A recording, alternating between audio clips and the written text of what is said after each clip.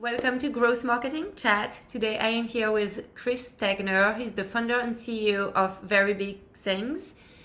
Chris, thank you so much for being with me today. Thank you for having me.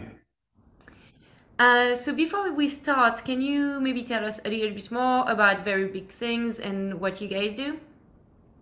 Yeah, so Very Big Things is a digital products agency, which means we help to strategize, ideate, design, and develop software applications, et cetera, et cetera. That's kind of the boring version of it. The less boring version of it is, we started 3 years ago with big dreams to be the best in the world at what we're doing, and since then we've opened 3 offices, grown from 7 people to around 80 people. Done things like won some of the top awards for our industry, things like the Webby Award for Top Technical Achievement of the Year, and the Digiday Award for Innovation of the Year, and UX Design Award for Product of the Year, and kind of on and on and on. But then I'd say the last piece and the most important piece is, we've gotten extremely selective about which clients we work with. As I mentioned before, turning down probably about 12 out of 13 projects that come our way, with the idea of trying to find really excellent founders with ideas that they believe in and are really going to push to success, as long as they're paired with somebody like us. And at that point, we throw everything we have at it.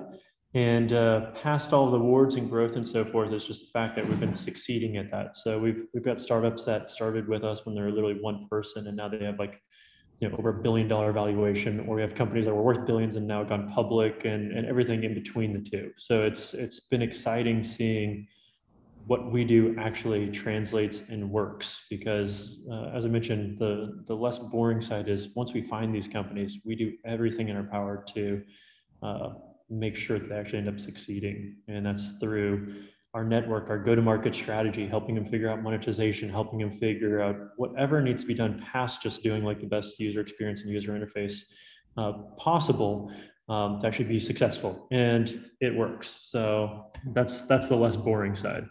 That's really amazing. Can you tell us a little bit more about how you help them strategize? I think this piece is really important, and the monetization piece as well, right? Because having a great product is essential to grow. Yep. But having this great product actually make money is critical, right? So it seems like you help with that, and I'd love to hear more about how you approach that. Yeah, and I mean, I wish we could take full credit for it. However, a chunk of it is we take people, including myself, that have just done startups for years and have that experience. People that have some good success underneath their belt, and then pair them with some of the best processes that have been developed by companies like Anderson Horowitz and Y Combinator and Google Ventures and so forth. Mm-hmm. And pairing these workshops and these processes along with people that have lived it all before, they can dive in with a founder that, or I should say, a founder or a product champion, because sometimes we'll have somebody from an enterprise company come to us and say, I want us to do this amazing thing. I want us to build this thing inside of this huge company. And but as long as we have that founder or product champion, um, they don't have to have done this stuff successfully in the past. They could have even, maybe they've done it 2 or 3 times. Maybe they've done it successfully and they're going into a new market, or maybe they've never done it before. No matter what the case is, we can jump in with them and help them figure out what's in their head. How do I get that out to be a product that's actually going to end up being successful? And that's exciting. And I hate to say it, but after you've done it enough times and you put the effort into kind of building a well-oiled machine on our side, it becomes almost paint by numbers. There's no luck involved anymore. We're not catching lightning in a bottle. Basically, if you follow these steps with us and our team, then, as one of my partners says, it's like just add water. It's like just add BBT and you'll get success. I love this. I love this. Okay, so you also mentioned that this is not your first company. So you started 5 company in the past, and so I'd love to have kind of your insight on what do you think are the most important components to make your startup successful? Yeah, I mean, at the end of the day, it always comes down to building something that brings value to people, right? I think you can market and brand something that doesn't have that value as much as you ever want, and it's never going to become that successful. You might be able to plateau, you might be able to find some mediocre success from it, but if you're looking for something really great, then you need to figure that out. So I mean, I'll give you an example. When we're starting very big things, you know, the idea from my standpoint was I was working as a partner and a CTO at a VC fund before, where it was my job that, hey, we'd give a company $5 million, and then at that point I need to make sure they're successful. When we give them $5 million and we say, cool, we need you to now go and execute with this $5 million, build out a team, build a product, and then they'd say, well, you know, we've been trying to build a team for 6 months now, and it's really hard, and we can't find the correct hires, and we hired somebody who was the wrong person, who wasn't a cultural fit or whatever. He ended up having an argument with the other person, so we had to let him go. And next thing you know, it's like 12 months later, they're still trying to build a team, and you're like, you've had our $5 million for like 12 months, and you haven't done anything. And Right. that's frustrating for us, but it's also frustrating for the founder, where he's like, I want to build, like, I'm just dealing with all this people problems. And then the flip side of it was that they'd go to, you know, we finally just said, fine, just hire an agency.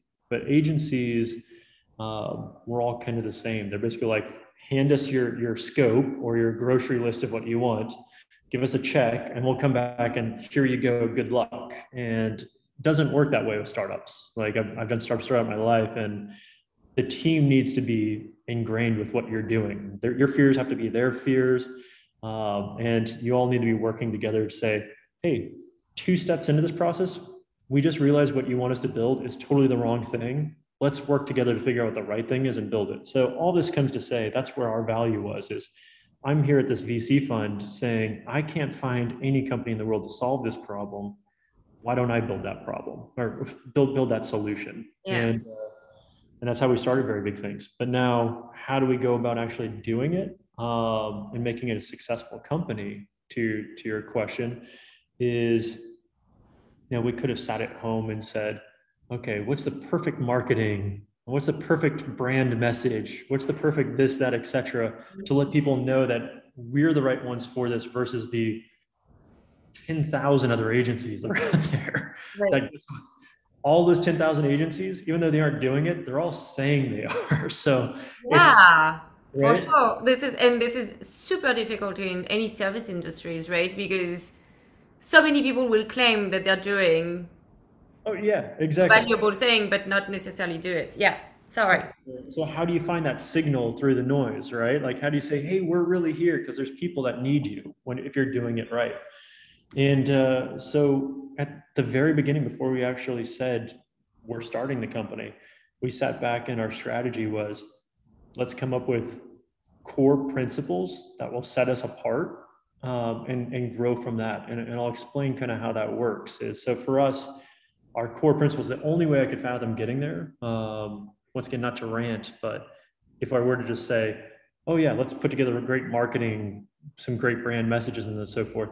Even if we found success, like I said, you quickly plateau at that success, Mhm. and that's where you'll live for the next 20 years. And you see so many agencies that that's what they do. And we have no interest in that in the world. We want to be like the best thing that's ever come. So to actually achieve that, the only way, the only path from our previous experience that we saw to actually pull it off was a focus on 3 things, which was extremely happy clients, like red carpet service. They've never experienced, you know, building software to actually be a fun experience, Mhm. and bringing that to them, creating products that we like to say are legacy worthy. Like on a morbid side, you can literally think of it as, I'm laying on my deathbed hopefully 100 years from now, and I can look back and say, in 2021, I created that product, and that's a proud moment of my life. You know, like Mhm. that's how great they have to be. And then, of course, as always, making sure that the team internally is happy, because you can't do the first 2 without that. And so, as lame as it sounds, and as much as people are like, no, but just give me the silver bullet, you know, how do I just do this without having to do that part? I truly feel that's the way, if you want to end up bringing a product to market and having it be successful, and bringing a business to market, you need to look at those things. It's not about how you message it. It's about creating that actual product, because from that, this was the thought 3 years ago, 3.5 years ago, when we had it, was, well, if we do those three things well, our clients will refer us like crazy. We'll start winning awards for products. We'll start getting press around the things that we're doing, et cetera. And from those things, we'll end up being able to grow much further than any email blast we could ever send out. And so that's what we did. And as I mentioned, like 3 years, we've gone from 7 to 80 people, opened up our third office, and our clients are huge. We've got more demand than we could ever hope to handle. And it's everything that we set out to do is working, but it's because we keep refocusing on those three things. Mm-hmm. Yeah. Yeah. Okay, and so that's all about success. Can you tell us about something that was a failure that you learned from? Fortunately, I've never failed at anything. No, I just joking. love it. Me neither. All right. Awesome. High five. Let's start another company together. Um, so being serious, let me think. Yeah, one of my biggest lessons was, I just gone back into technology, because long story, but I started a startup when I was like 13, ended up getting acquired when I was 14. I was brought on there, got acquired when I was 15, and then the internet bubble burst. So I've been in technology for a long time, doing startups for a long time. But when that internet bubble burst, I mean, it dried out the market for a while. People were scared of anything tech. By the time I finally came back into it, which is probably about 7 years later, I said, okay, I'm going to get back into technology, and to do that, I need to learn all the new things that have come out. So for me to learn those, there's no better way to learn than actually just doing. So I said, let me just create a startup. It's not meant to actually be a successful startup. It's just literally meant to be a test bed for learning new things and trying out new stuff and innovating. Um, and so I started to work on this, and then just for fun, I sent a press release and an email to Michael Arlington at TechCrunch, and I said, like, hey, I'll give you the early scoop on this, and blah, blah, all the normal stuff that I'm sure they're like, thanks. And I said, I'm going to be launching it in about 4 weeks, so you guys can do the press release on about 3 weeks ahead of everybody else, And he wrote back and he goes, listen, if you have it ready for tomorrow, I'll launch it tomorrow, because I have no news for tomorrow. I'll make it our cover story. And I'm like, TechCrunch was like the only place for startup news at the time. So I was like, okay, cool. I will find a way, right? And I went back, and I just, my mom was visiting from out of the state. Like, I moved to Florida, so she's visiting me in my new apartment and everything. And I'm like, Mom, I can't talk to you for 48 hours. I just need to like do this. And I sat there all night, and I programmed and designed and everything, and had it. I said, okay, cool, you run it. And he ran it. And then there was a site called dig.com, which was like the first news website to get more hits than the New York Times had readers. So it was like a huge deal. Dig.com made it their #1 story. So TechCrunch did a cover story, then Dig does it, and then Yahoo had acquired a company called Delicious that basically was like shared top links of the day. It was their top link of the day. And all of a sudden, so it's blowing up. We had like 40,000 people sign up in the first 4 hours of it. So this sounds awesome. You're like, wait, I asked you about failure, right?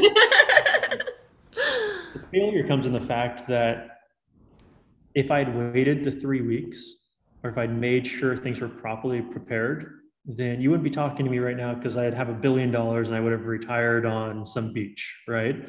However, that wasn't the case, because I rushed it out, and I wasn't prepared for, what if this thing really succeeds? What if, within the first week, there's 100,000 people using it, and there's, bugs and requests and new feature requests and people asking questions and more press. It ended up getting covered by like 200 blogs. And it's like everyone had their own side of it. and it was just me with my mom in town, you know, who hasn't slept for 48 hours. So, I mean, by the end of it, it ended up getting acquired, but just for pennies on the dollar because I was in nowhere near, I just wasn't set up for that. What if this actually succeeds? You know, so since then, I've learned the extremely valuable lesson of, you know, even though shiny objects will come in front of you, make sure that you're ready before grabbing them, you know, otherwise it ends up hurting you a lot more in the long run. Right. Wow. That is quite a story. Right? Yeah, yeah, it's a painful one, but you know, as with everything, I think if you're doing what you love and you're trying your best at it, you'll end up finding your way back there, Mm. you know.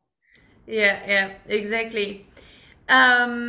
Okay, so I think, to close up, what advice would you have for first-time entrepreneurs? Hmm. I mean the kind of obvious advice that my mom gave me when I was 6 years old is, you know, hope for the best and plan for the worst. I think as any entrepreneur, you have to be the most optimistic person in the room to the actual core of your being, not just a show you're putting on, but like truly you believe more than anybody in the world the crazy dreams that you have, and you have a vision for how you're going to pull them off. But then on the flip side of it, you also have to be the most actively paranoid person in the entire company. Thinking about every possible thing that could hypothetically go wrong and then staying ahead of it. So I'd say there's that piece. Another thing that I often tell people is, um, you know, the founders that I find succeed, and this is both from the VC side, plus in the founders that we kind of choose to work with at very big things, as well as just personal friends in my life, are the ones that no matter what challenge is put in front of them, they just see it as a temporary roadblock. And they start, the second that they hit that challenge, their brain starts working on 30 ways to get around it. Not one where they're stuck until that one has a possibility. They're just, there is a way around this problem. Let me find it and let me find it quick and execute on it. Versus, unfortunately, I'll see a lot of, especially first time founders, that they'll say, well, this is as far as I can go until I raise $5 million, or this is as far as I can go until I raise $100,000, or you know, oh, I'm stuck because of this thing. Otherwise, I could totally turn this into $1 billion company. It's like, if you're saying that to yourself, then go work for somebody else, or you know, something. But I would say that's a mentality you just can't have. You have to have that mentality of, how do I find my way past everything? Because things will inevitably come up constantly. I mean, it's constant, and you just have to have that innate kind of response to it, saying, "Cool, something came up. We will get past it. I know we're going to get past it. Mm-hmm. How? And how do I do it without these things I feel like I need?" Right, right. That's amazing advice. Hope so. Um, yeah, no, it really is. I mean, you can't build a company on what ifs, right? What if I had more money? What if, like you need to build with what you have, right?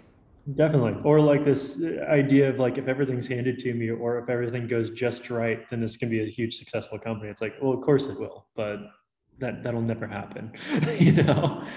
But it can be a huge successful company even if nothing goes right. And that's the, I think, the important lesson. Mm-hmm. Yeah, yeah. All right, Chris, thank you so much. I really appreciate it. Thank you so much for having me. This is awesome.